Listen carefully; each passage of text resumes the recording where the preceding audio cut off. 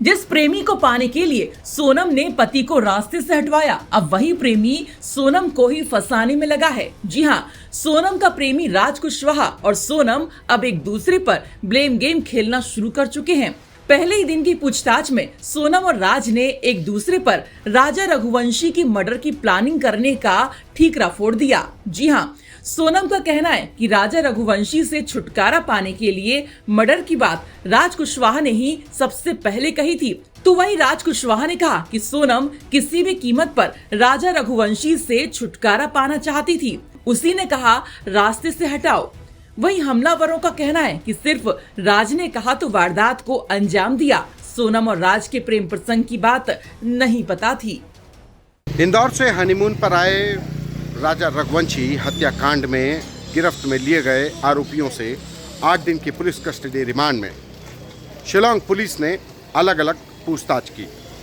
हर आरोपी से पूछताछ के लिए 5 टीमें गठित की गईं।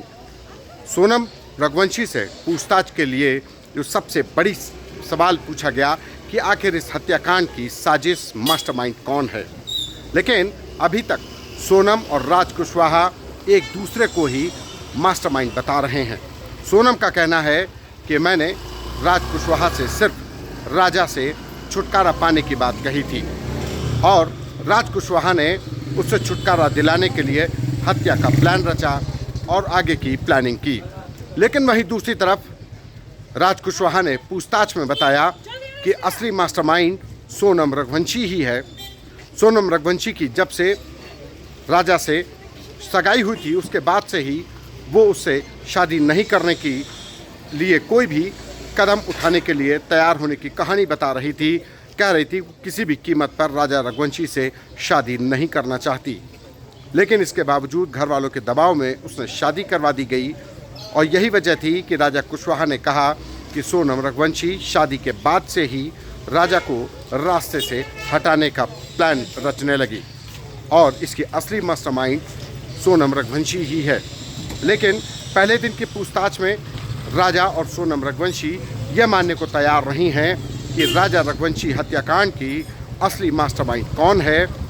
राज कुशवाहा ने बहन का रिश्ता बताकर प्रेमिका के तौर पर देखा सोनम रघुवंशी को, लेकिन आगे की प्लानिंग क्या थी, क्या लालच दिया गया था, यह अभी राज कुशवाहा ने नहीं कबूला है।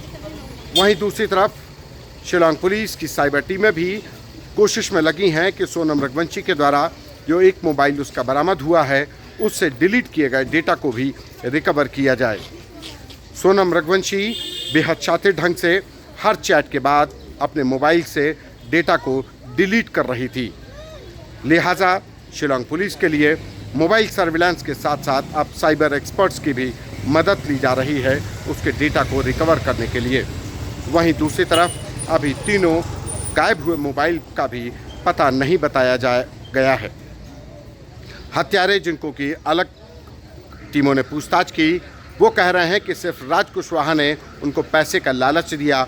वो नहीं जानते कि कौन राजा रघुवंशी था, कौन सोनम रघुवंशी। वो तो राज कुशवाहा के ही कहने पर हत्या करने के लिए राजी हुए थे।